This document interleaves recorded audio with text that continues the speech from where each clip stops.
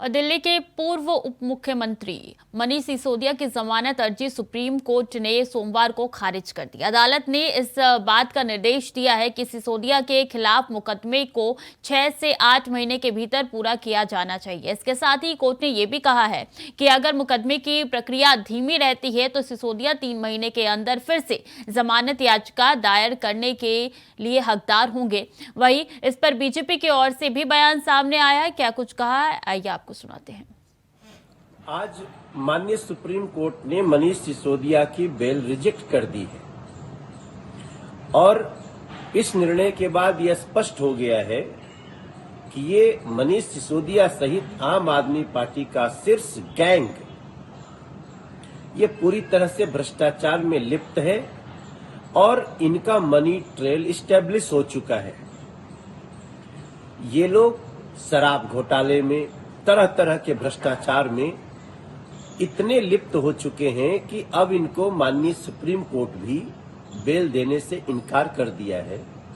और मुझे पूरा विश्वास है कि जो पाप करता है वो एक न एक दिन उसके सामने आता है और आम आदमी पार्टी के शीर्ष नेताओं का अब गिरफ्तार होना बहुत कहा है। हो गया जो अरविंद केजरीवाल बार बार कहता था कि जी हम तो सच्चे हैं, जी हमें तो सरकार ने जबरदस्ती फंसा दिया।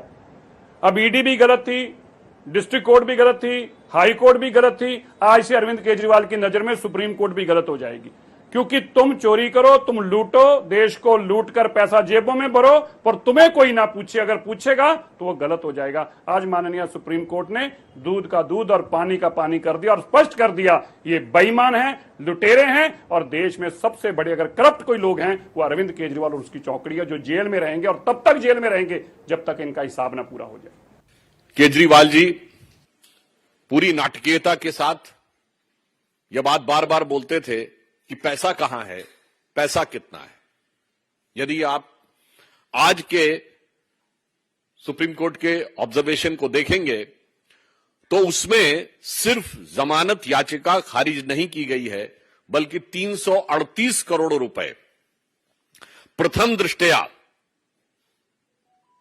स्थापित होते हुए दिख रहे हैं। यानी जो वो पैसे की बात करते थे और जो मनी ट्रेल की बात करते थे वो आज लीगली स्टैब्लिश होती हुई दिख रही है। वो जितनी भी बातें करते थे केजरीवाल साहब, तो पैसा मीडिया की रिपोर्ट में नहीं बताया जाता, पैसा जांच एजेंसी बताती है न्यायालय के सामने और न्यायालय के समक्ष उपस्थित साक्ष्यों के माध्यम से यह पैसा उजागर हो रहा है। अब मुझे लगता है केजरीवाल जी की सरकार को बताना पड़ेगा न्यायालय को कि पैसा कहां है।